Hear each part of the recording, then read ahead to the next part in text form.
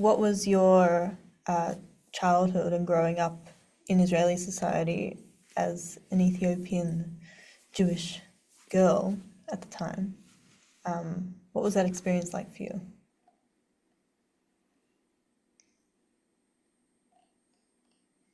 I'll be honest, it was like I enjoyed it.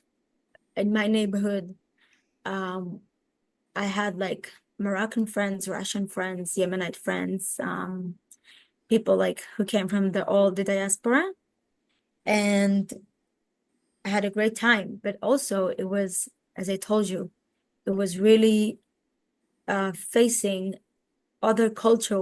Once you go out from your home, you're facing other culture. And that was challenging. If it's the language barrier, if it's the cultural barrier, the cultural gap, like you're becoming more and more Israeli, but when you're coming back home, you you still have the Ethiopian culture Mm. and you still have cultural gaps. I can share like one thing that in the Ethiopian culture, I don't know if it's like specifically to Jews. I think it's like practiced like among all Ethiopians that you're not allowed to marry someone who is your cousin 7 generations back. Okay, like let's say me and you are cousins, and we're going 7 generations back, like my grandfather and your grandmother are siblings. Okay, we Right. can't date, we can't marry. Mm-hmm.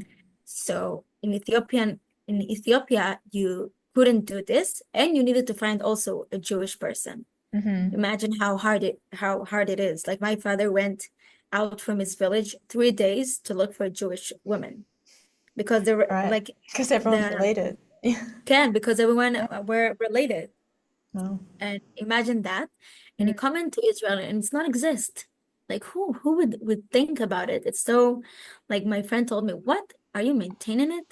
And I'm like, "Yeah, because I have it in my home. I have it in my culture."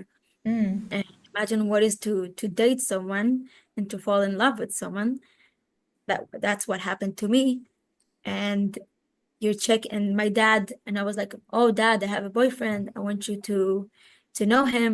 And he was like, "Oh, wait.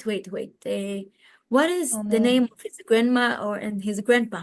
I was like, "Dad, why are you asking?"